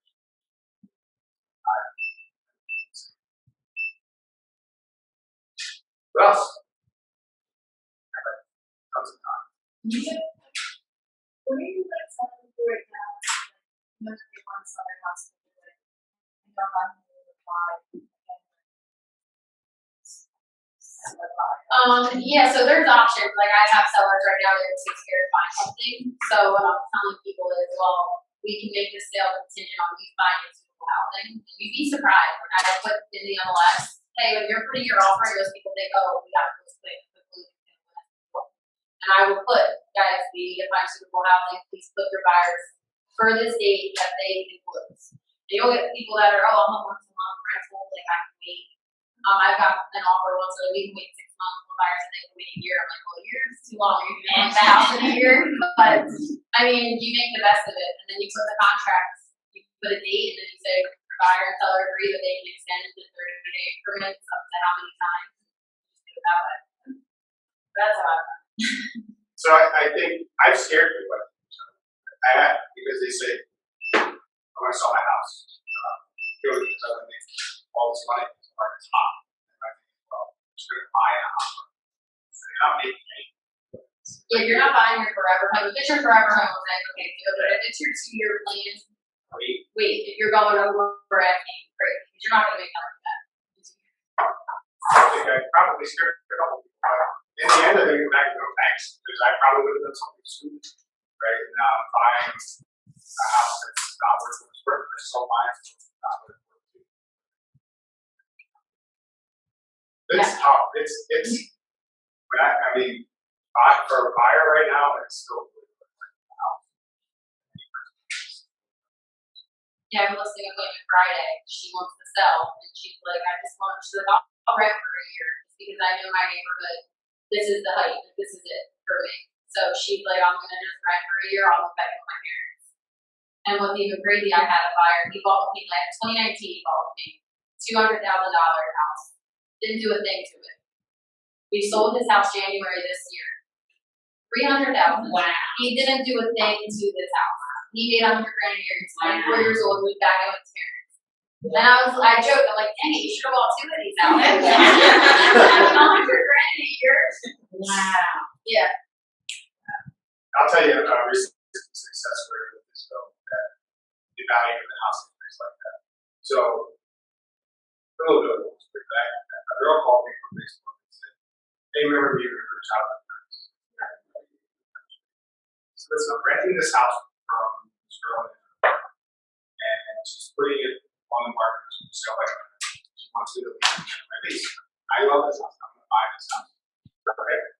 Let's figure out if you can buy a house before we even talk to the girl. So I called Frank Bearmoon. We had a conversation. She's about like 5 months away from being in my house. If she fixes her credit, does these couple things. And so I can probably speed up that process a little bit. I have a credit fixer that's in Florida. It's a history credit. So I set this girl with a credit fixer, discussed repair credit, paying a little bit of money to repair her credit, like $200 here and there, sending letters. So I get like 2 weeks. I call the credit person back. She's like, yeah, she's really doing exactly what she should do. She's keeping about 3 months in my house. Perfect. Call Frank back. Frank's like, yep, as long as you keep doing that, by like July, August, she'll be able to buy it. So our lease was ending in May. So finally, I called the FSBO person, and my first words out of my mouth were, hey, my name is Brian, I'm from Keller Williams, and I'm not trying to sell your house. And she goes, oh, okay. I said, you're going to hang up on your house. She goes, no. Because she's a FSBO, so she can't calls all day long about people who want to sell the house. So I said, listen, I'm not calling the site house. I am kind of calling the site house, but I know the tenant that's in your house, and she wants to buy your house. He said, I'm going to represent her for fire agents. And the girl's like, oh, okay, so tell me a little more. So we're talking, I said, she's not going to be ready for a while, but we could do like a rent-to-own kind of situation. Well, how would that work? I don't know. I know the lawyer to do it, so we'll engage a lawyer, maybe the buyer will be a lawyer just to offset all the costs. And at the end of the day, you get her for like 3 months, 3-4 months, and then she just buys the house from you. You never have to go on the market, you never have to pay. She starts chuckling. Now, I can tell this girl is younger. So why she's talking, I got her first and last name on Facebook. I found out she's from the town I live in. She only lived like 4 blocks. She's 25. I'm like, I said, you're from Burlington? Her last name's not real weird. But anyway, so she's chuckling throughout the conversation. When I get to the growing part, she goes, wait, I gotta stop her. She says, so if we do this whole rent to own thing, does that mean she's gonna pay her rent? And I said, what are you talking about? She says, well, she hasn't paid her rent for 4 months. And I said, oh, she didn't tell me that part. So she told me she's scared, right? So I'm like, okay, no, I didn't know she wasn't paying her rent. She says, no, she's not paying her rent, she's not living in the house, she's doing like a terrible rent. She said, but the house kind of looks good. She said, so I don't make her too mad, but I want her out. So I said, all right, so let's see what we can salvage here. Let me go back and talk to her. So weeks of conversations, right? So finally, I went to the girl who's going to rent it, that was going to buy it. That's why I said, look, you don't pay this girl her back money. She's not going to sell her house. She's want you out. And as soon as the moratorium is lifted on renters, she's going to get you out. We're trying to fix your credit. Continue trying to fix your credit. Either pay her or get out of the house. So she's like, I'm not leaving. I'm squatting here forever. There's no forever. Eventually, they're going to leave. This girl can destroy your credit. So I called back the physical girl and I said, Allie, I said, I think I got a plan how to fix her house. She said, so what's going on? So I said, I'm trying to fix her credit. I said, if I can get her out in less than 30 days, I can forego all the payments that she owes just to get her out. She said, you made that happen. I said, okay. While the other guy said, I just got to the deal with my over $6,000. She will forego the $6,000. She's keeping her security money. She'll forego the $6,000 to get out by the first. So she's like, I can't get out my May 1st. I'm like, it's a month. I just gave you like an easy Like live. 3 months, Just too. go to your parents. You're going to go to preserve the rest of your life. She was out, and I ended up selling the house. When we first started talking about that house 3 months before, it was only worth $220,000. This was $255. I sold it for $270. Wow. So that So she 2 loved you the 2 at months, that she's like, you made me an extra $50,000. I was like, we didn't do anything but argue about the whole process of how we're going to get there. But now that's the girl that works at the nursing home. She's buying a $600,000 house. So one phone call, but the perfect thing that I said was, please don't hang out with me. I'm not going to sell your house. And I sold her house. So that's it. Things like that happen. You make phone calls with people and you're like, oh, this girl's going to hate me. She's going to yell at me. And I turned it into like, now she's a friend. When I go to appointments, I go to dating. It's like, she's just a friend, right? So, and you're helping. All you do is help her. I went in trying to help her. Yeah, and guess what? The girl that has the bad credit, they get the house, still looks at my right information daily. So I know she's still looking. So maybe just fix her credit up and figure out. And that was also the rental lead, correct? Well, it was a friend from Facebook that said, I need help with the place I'm renting. I want to buy. Yeah. It's something stupid, but. You pay your mortgage? Well, the thing is, a lot of people look at it like, I don't know. Yeah. Maybe at some point in that conversation, because I mean, Daisy, she had a major lie too. Oh, yeah. And then maybe we talk to the work to be honest, be on the same page. Because it worked out good for you, but the seller could have been, I don't want anything to do with you because you're with this person you didn't even know.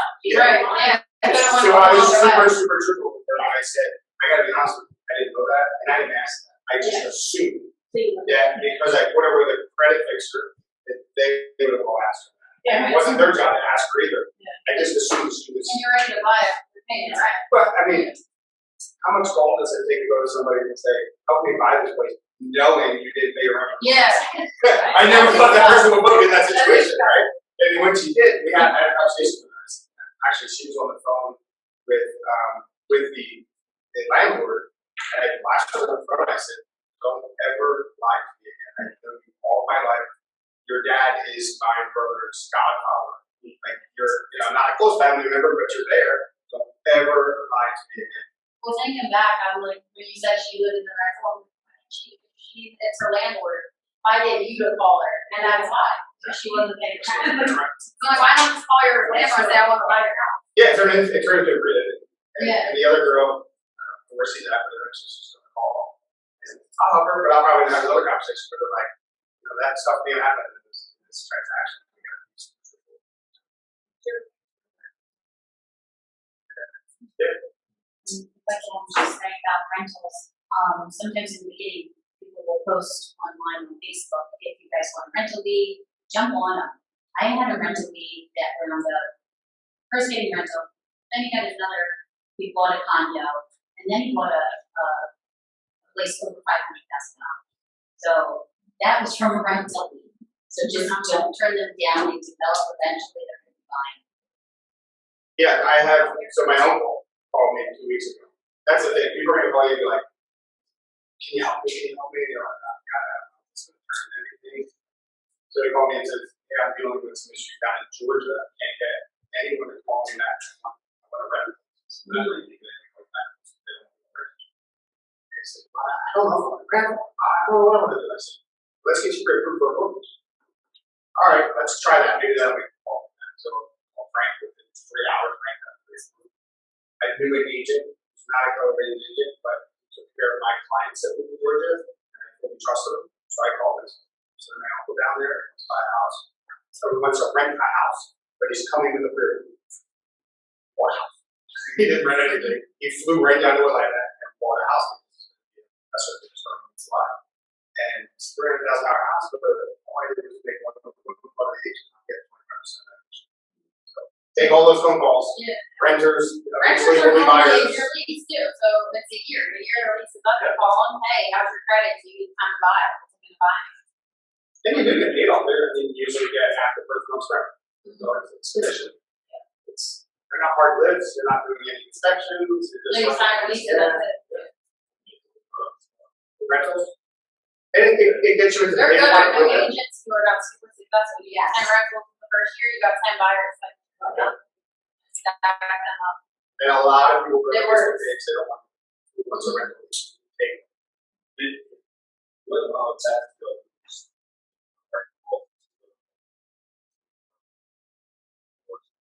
Say your house is how do you know that's So, so I'll tell you what I do. Yeah. So first and foremost, I make sure that they're not going to pay too much. They're going to work it. Mhm. I'm not going to let my buyer pay my So I'm very honest with my clients. If a house is $500,000, it should be listed at $400,000. They're going to now pay $500 a quarter. And say, show me the comps to justify that. I can't show them. I have a super smart buyer right now. That's cash up to $600,000. And I've turned it away from the office. You can't hide your payment to mortgage with your cash. And I hate it. This guy had rental property all over the Jersey.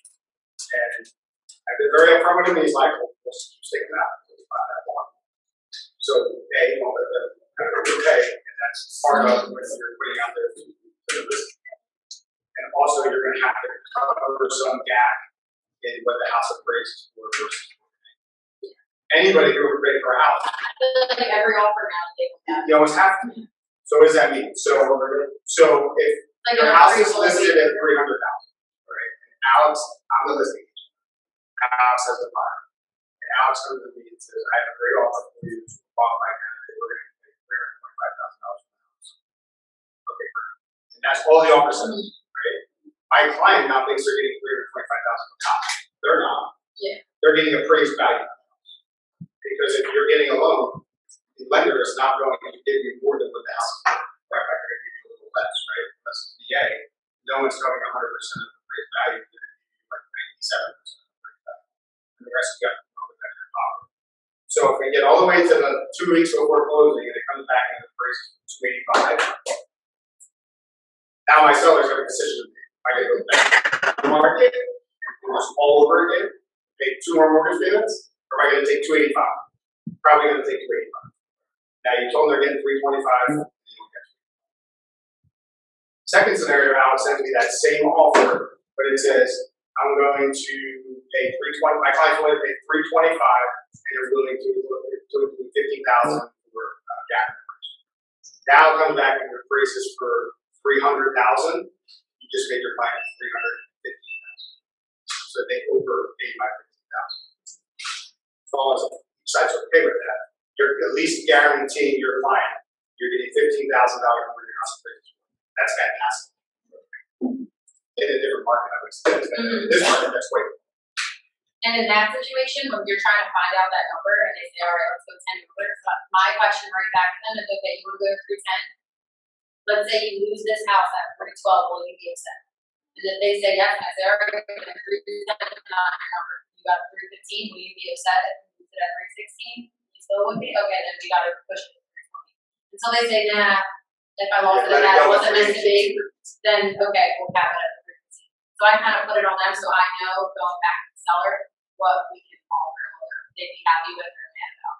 I just want to go back to what you said, Joe. Like, what's that 265 house going to sell for? And people ask it all the time. Like, what's it ultimately going to sell for? I think your best bet is to put a bunch of numbers up on a thing like this. Yeah. You don't know. And every appraisal is different. So you don't know if you're gonna get a good guy that day, you're gonna lose that day, like you don't know. So there's other things you can do too for your clients, right? So you can have them pay transfer tax. Every deal is transfer tax. So if you go in, if you watch anyone at analysis, buyer net sheets and seller net sheets, on a seller net sheet, there's a transfer tax account, right? There's a tax for driving credits. So that tax is sell your house. There's transfer tax that goes to the county, analysis. Like 1% of the sales of the It comes directly out of the Just the seller. seller's Yeah, it's what. So you can say, hey, we'll gap, say your client's got extra $30,000. Let's not spend all 30 on gap coverage. Let's put 15 there, and I'll pay your transfer tax, and maybe I'll pay for your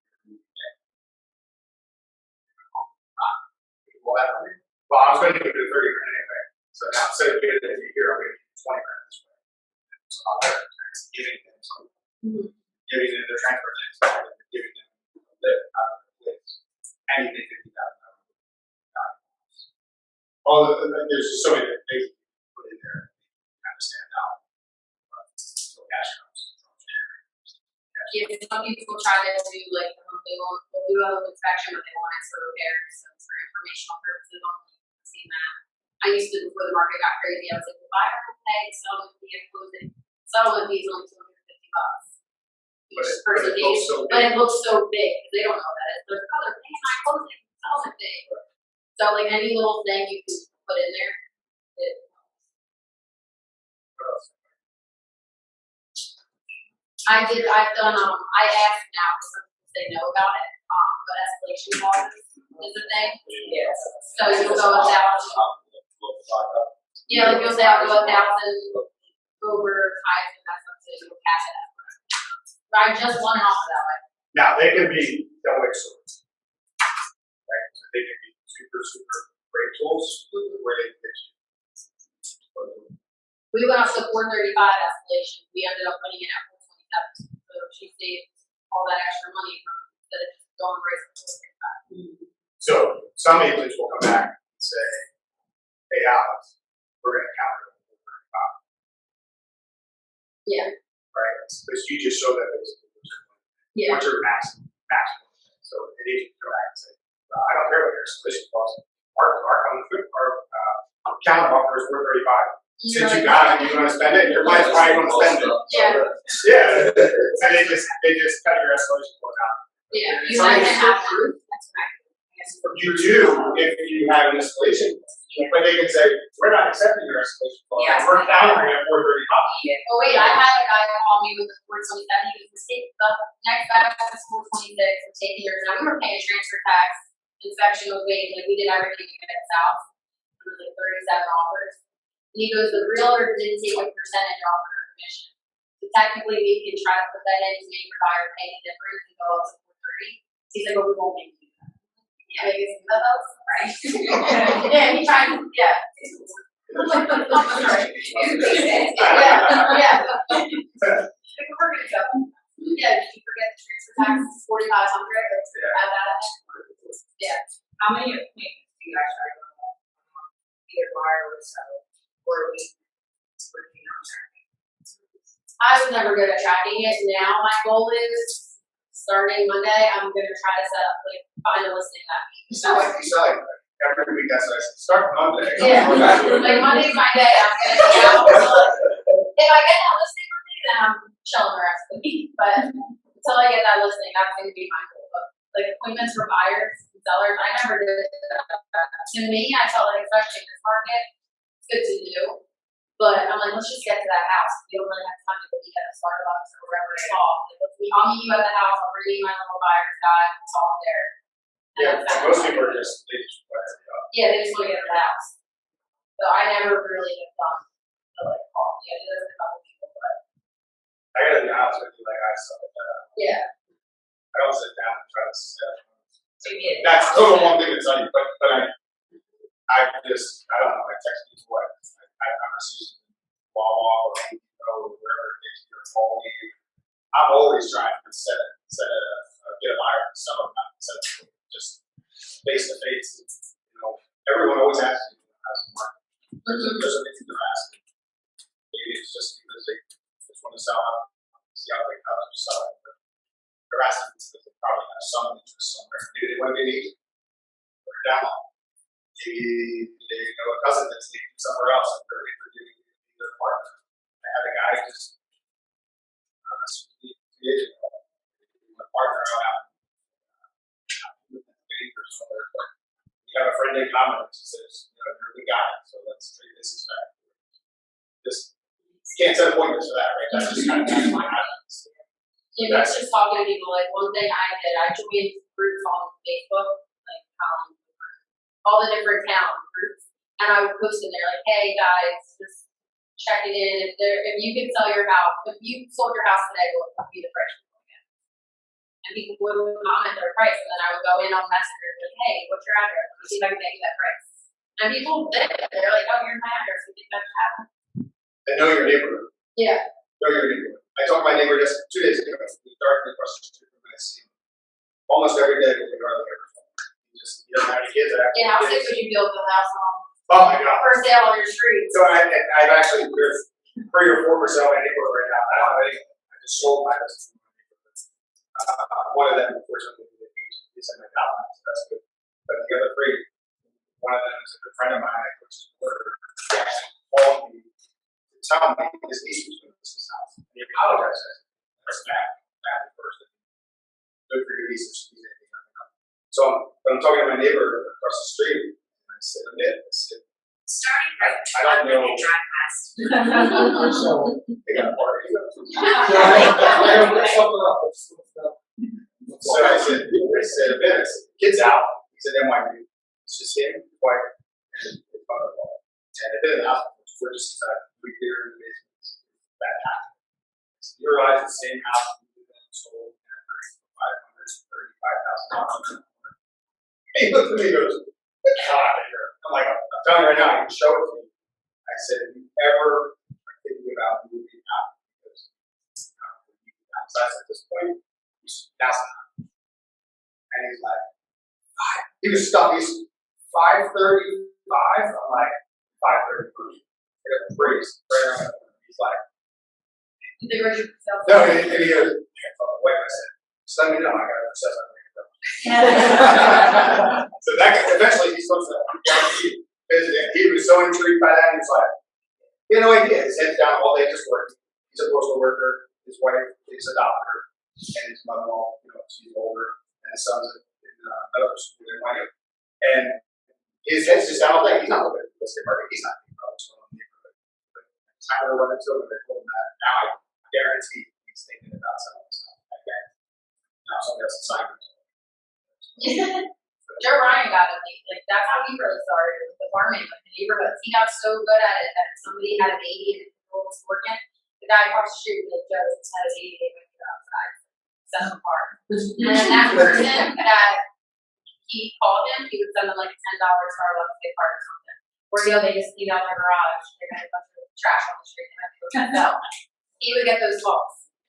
And just from like farming, he started small, he did 200 houses in his neighborhood, and then once he knew that he had those 200, he would go to the next 200. And then that's how he business planned his business, he would say.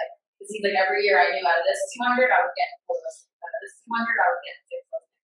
And he became like that person. So I put his exact plan into effect this year. I sat with Joe in October and looked at my business model and says, all right, it's time to really start marketing. I price points in my neighborhood are anywhere from 440 to 550. He's like, that's just need 3 years, $1 million. So I said, all right, let's put it down bigger. So we put it down. January was market update. The first time, other than door hangers that I did in my neighborhood one time, I never really told them I'm your neighbor. I live right here. I care about you and your house because I value out your house and the value of my house goes up. I care about who moves in the neighborhood because I have 2 children in the neighborhood. That was my first touch. This was January, I think February. I sent a postcard in March, and I just kept that up, right? And then in March, I got my first phone call from a guy that was around the corner. And that was a guy who they only have 2.5 years of service, but 2.5 years in the business. But it looks like you're going to be the guy that called because you do live in this neighborhood and you do care about it. I sold this house just 2 weeks ago. And in the meantime, I did a yard sale, and I fell flat on my face. I said, we have 201 homes in my neighborhood. 23 people participated in the yard sale. And they got all their names and numbers. So now I have direct touch with all of them. I went to every one of their houses, shook their hands, kissed their babies, hugged their uncles, and whatever it took that day to get my name out there. Did I get any listings out of it? Not yet. Did it cost me anything? Just marketing. I think it was like $100. But I look like a rock star. That's the guy who put this all together. I didn't do anything. Put it on Facebook. I had a sign in the front of the neighborhood, and they got all their permits from the police department, which didn't cost anything. But to them, that was huge. And I got so much feedback. Like, can't wait till next year. Next year's going to be bigger and better. Like, yeah, next year will be bigger and better. But I know we want someone else. But so many people now wait when they go by, they're like, oh, that's where it is. Yeah. Yeah, I have one going out next week. And now when I sign everything, it's pretty good for Brian. So they remember that guy lives right around. I'm sure there's other agents in my neighborhood. I don't care. But if they're sending me stuff too, that's fine. There's enough houses to go around. But farm your neighborhood. And be able to tell your neighbor, hey, that's just what it is. Yeah. If you do these things now, this is like your long game career. Like it will pay off. Linda told me that when I first started. I'm like I'm home all day, I'm not getting anything. But it really does work if you are consistent. You can't send one postcard and think you're gonna get a listing right then and there. You could, but the more they see your face and you're in front of them, you're top of mind. And probably gonna have to call the first time. You're gonna have to call them. Yeah, there's a neighborhood that somebody in Cherry Hill owns this neighborhood. Like, they're like, why are you even farming in there? She owns it. Because I had one of my friends that's over there. She said, we're not this neighborhood.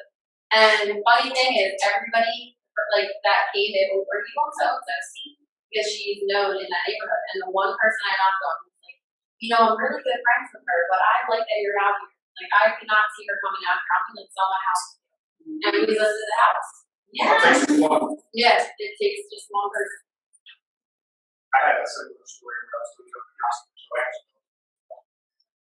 Maybe walked in with her. They walked in, super nice. When I was there, boyfriend's called my hair off. She's just in the house. I was like, oh, okay, thanks, see you later. She had told me that she was working with an agent. I didn't bother too much. I didn't bring out here, sitting at my desk, and Joe was already says, some lady that over the weekend has questions about the property. I told her to call you.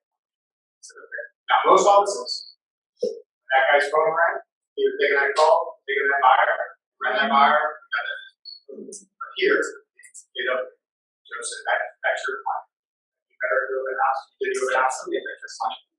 So I called the lady on the phone, and I started asking some questions. I said, listen, you said you were working with an agent. She says, well, yeah, I have an agent that's starting who actually owns her neighborhood.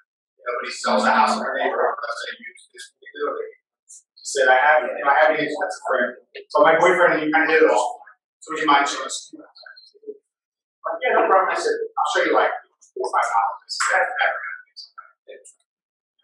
Usually buy and you sort of sell, that's fine. Oh, this is just play out. Long term was she ended up letting me list her house and sold her house and that other agent unfriended her. And she was okay with it. She's like, I guess she wasn't my friend after all. This business. Like I do, you and I already have a relationship. She ended up buying a house out of Blueberry all the way down the street. So speaking of across the counties, we ended up on the bay in Lacey. But I was just there last week for a picnic, and Carol said that they unfriended her. Now she made a friend. She's like, I don't know where she would have taken me. You put me in a house. So, crazy things happen. Crazy things. I walked away from the open house saying, I got nothing out of this. To a lady the next morning. She sold her. That's why I don't get about this. A lot of agents quit because they think it's just gonna. They quit. It's not easy. It is not. It's hard. It's work. Gotta put it in. Back. I don't know. Cover right now. Nothing good comes easy. And if it didn't come easy, then just wait. Just wait. Just wait. There's gonna be a hard one. You will get the slam dunks, but there's few and far between. Everyone is unique, and every time you're jumping through a hurdle or you're gonna hate it. Someday you're gonna get up and I can't do this. Just keep going. Keep going because it's gonna right? Some days like you were dealing with it, Like it's five o'clock somewhere early. Yeah, that's the cool thing about a shot. You take a shot. What else we got? We're here for going to you guys one call. I don't really. So, you know. What kind of farming things? You just like let's up our college briefly, let's just go through these are like postcards, mailers, home mailers. So every month I try to do something different. The first one was a letter, it was a postcard, the third one was send out Phillies magnets, which actually when I got the phone call from you guys that were ordered or something, I was like, that's nice. The first thing they told me is like, we're not going to order here's your Phillies magnets. They're like, oh, they got it wasn't out on the refrigerator was supposed to be. But yeah, so that I did that, and I did the yard sale, which was great. Supposed to from where they do flags in the neighborhood. I got away from me, I didn't get a chance to do that. So now this month is going to be the roasting that I sold. So plus I'm market analysis on that. I'm not sure yet what I'm going to do for this time. I'm going to do something where I have to water the house. So there'll be something on the list. Bubbles for the July, something. It doesn't have to be expensive, like cheap. Like the one for it was in October. They had that Produce Junction like 3 for $1 or even less for pumpkins. So I got many. I just also do that on YouTube. Yeah, and I have a picture. I taped my or I tied a little thing. My business card on it. Drop those off the back. I've done that. Cute. Yeah. Door hangers. 3 for $1. Door hangers. It was at British Junction. So I think they were cheaper. They would have. I had another listing different side of the town. So I don't necessarily want to totally farm in the neighborhood. It's not a You great guys place. did it really well with the seeds. You guys did Yeah, we did one for guest clients, we wet our plants, and we did pull plants from Birch Junction. We did seed packets for our farm. Yeah. The one I liked was we did Reese's seeds, and we put, let's carve out some time. It was little Reese's, the pumpkin, and the Halloween. Yeah, that is cute. Yeah. Yeah, you don't have to spend a ton of money. No. Yeah, don't. Joe has a good one too. For Easter, it's a little fuse. They put on their hat, it's called my fuse. That's what you got. So many different ideas. Like it's donuts. Video. I have like a list for each one something. I'll have to find it. There are good ideas. Some of it like you could be like, this isn't good. But you'd be surprised when you walk in a person's house and you see your little token sitting on their mantle. You're like, wow, they kept it. Like one month's over and one like our like relationship some go months over or something. It was funny. And they paid off. The But the other big thing is too, once you have, I just have to see your part of it. Once you have a conversation with someone about real estate, especially when you're setting that big part in that personally write it. Right? Yeah, I brought some of that. Thank you for taking time to talk to me about blah blah blah. Let me know if you need anything. Amazon, Just something that says, Box on Amazon, they just say hello up front. just something that says, They just say like hello, and then you just write something. And then you put your actual card in it, or. Yes, I put my business card in. So when I first started with open houses, I would send a card to every person who came to the open house. I would find their address in Bright. First and last name in Bright. I would kind of get an idea from them when we were talking where they were from, because I always ask where you're coming from. And I'd remember that person and what town they lived in, then I would try to find a home address. You want to wow someone? It's a public reference. Yeah. First, last name. So I found a couple that I was at an open house with Rob Altavala. And a couple comes in, they're looking at the house. I don't know, we started. So light bulb would go on my head, like, oh, you're gonna sell your house. I said, where do you live? They're like, oh, I live in Crossroads. Okay. Got their first and last name from, thankfully they signed in with the right information. And I sent them a card, basically saying, great conversation with you at the open house. I hope you don't think I'm a stalker for having your address, but I'd love to help you buy a house. Something to that effect. And I phone rang, and it was the lady. She says, come check out our house. Her house was gorgeous. It was 530-something. So I go in the house, the first thing I see is my card hanging with the little hidden thing next to where the telephone used to be. It was there, I was like, actually, that's my card. It becomes a group. I get the listing, like they get few friends, I get the listing. They ended up at the end not selling their house. Because their kids sold it out. But they were looking at $700,000.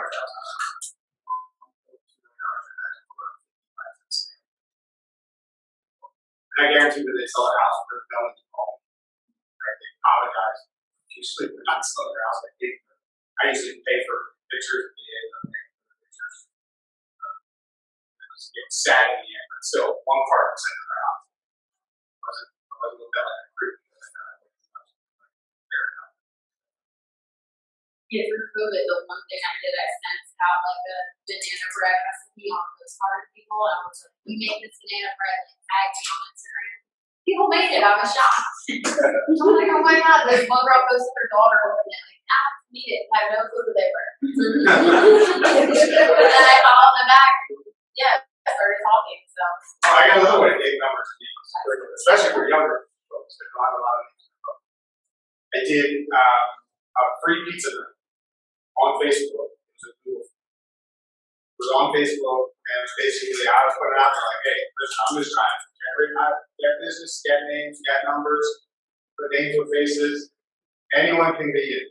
I will send 2 pizzas and a bottle of soda to your house any Friday night you wish. It's going to be a raffle. You have to drop your name in this Google sheet. First name, your address, and your cell phone. Might be a bunch of people you know, but how many people do you know that you know? Probably not many. You know, so now you know their email address, now you can start printing any kind of information. Seller stuff, buyer stuff, markets like, don't forget to change your smoke detectors, whatever it is, you're not top of mind real estate. But they put out one little Google form that you get out 2 weeks, it costs about $30, and you got it. I did that. Our town does like a farmer's market on the weekend, like on Sundays. So I know the guy that runs it. So I was like, oh, we care if I set up a table on Sunday. And we did a raffle for a prize, and we said you can fill out the card with information. I got over like 200 people that filled out my card. And then we raffled it off on Facebook and the town page, and they got a gift card to the local restaurant on the street. So town is so big to see like that. To me, I like that because it's not like you're not paying for the lead. Like it's free. You just post it in Facebook, and then whoever reaches out, like as many ways you can do that, you're not paying for stuff. I would try it out. Yeah, if you're paying for like, you're gonna get so many phone calls, so many emails. Pay for this new shiny Yeah, object. be in our that new golf shiny object, magazine. this new shiny object. Beware. There's probably not gonna get some back. Be in our calendar. Be in this. It's not free. Just be conscious of being compliant with that, because you can't do inducement. You can give stuff away, you can do all this stuff, but you can't be like, anybody who signs a buyer's agreement. Right. Whatever. Now, when I will do is I say, sometimes I'll say, this month, and I'll cover X, right? Part of the You charity would, thing. and you That would- was huge, Guys, Alex. I liked about that. Yeah, I got. Oh, the charity ticket. Oh, so I wish I had a screenshot, but I said for the month of May, I sent out a postcard to my bar and like my fast find, and then I posted it on Facebook. I said for the month of May, whoever lists with me, I will be donating a portion back of my commission of the charity of your choice. And I didn't cap the amount, it was probably $250 and $500 of it, but I actually got people calling me on that. Awesome, like being impressed that I did that, I didn't see a realtor post that. They're not ready to sell yet, but keep me in mind. I said, well, you're calling me now, I might as well do it, so when you do list, we'll still honor. Like, that is what that is. So literally, 5 minutes after she posted that, I texted her and I said, dude, that's awesome. Yes. She said, yeah, why can't you? I said, well, I don't have to take what you're doing. Our spheres are different. Yeah. They're two different parts of the town. It's half my age. Yeah. We're not in the same circles. So I got 2 listings. And I didn't put it out, but I went to my listing and I said, hey, this is something I'm doing in the back. I said, it wasn't my idea. I said, but I think it's a fantastic idea. So 2 listings that I took this month when they sell. I think one is going to be $250 and one's going to be Yeah, depending on the price we were figuring out. and I said, you can donate my money, but it's going to go as a donation. That's what I said, too. Yeah, I know. in your name. But you That's still so write good. that. Yeah, we still write that off. I'm bad at the account. I don't know that. Probably. Yeah. Because you're getting. As like money a charity, after you get paid. and you're, yeah, there's a section in the right that you donate to like charity. Do you post that on your Facebook page, professional Facebook Yes, page? and then I share it, and then I share it. I have a business on You put it on your personal. What's that? Yeah, so I'll share it to my personal page. But then I try to gauge people to go to my business one, but I'll share it like they go follow.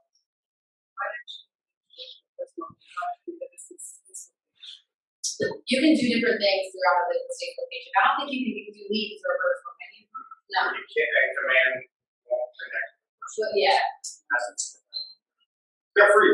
Yeah, they're free. Okay. Yeah, another giveaway I'm doing, because I don't have any kids or anything, but I have a dog. So the dog, I take her once a week to this dog daycare place, and I became like friends with the guy there. So he's like, oh yeah, so and so talk about selling the house, and like remember your name. They're not ready yet, but I'm gonna keep you in mind. So I'm gonna do with this mortgage lender that I work with. We're gonna get frisbees made. Plastic frisbees are really cheap with our logos on them and our number, and we're gonna have him hand them out one day when people are picking up their dogs. We might even set up a table one day depending if it's busy and let's hand out his frisbees and see what happens. So, and you can use this building, right? Parking lot. Yeah, I actually had mine event here. I did like a pie giveaway before COVID in November. I invited my cat people, and yeah, they'll let you. So you're not paying for it. Yeah. John Powers, that's the guy. He's a retired state trooper, so his spirit is all police officers. So every other Friday, I think it is, the police department's going to hang out. You bring my drinks and snacks. Yeah. So here's the thing, you're gonna be like, oh, it's $500.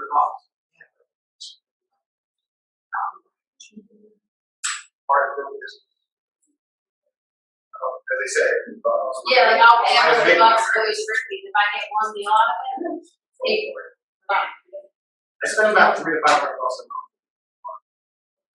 Facebook ads / setting up speaker, setting up meeting. That's probably light. Fortunately, I had a lot of meetings. You go to postcard to 200 people. Yeah, I'll look at $100 maybe less. What else we got? Yeah, I wish I could. Who's got open house? Do you have a pass? Open house? Jessica. Open house is tough right now. Yeah. Anybody have any listings? No, I think that- No listings? Yeah. You got this, oh, now you got. It's Saturday, I think Chesapeake do it, Saturday, when, I was gonna say, you're so big already, you're getting your open house. and then I there's the know. other one too. So when I first started, I was thinking of house. Rob, was my senior. Rob is a part-time agent who also works in corrections. He's getting ready to retire at the end of the And year. It's still about. He fills it. So Rob makes probably 5 times what he makes in corrections. He did like 10 million last year. Yeah. He does a lot. What's crazy is that. Price wise. So he's, Rob's job is not in jail itself. Maybe you have the expert runner there. But yeah,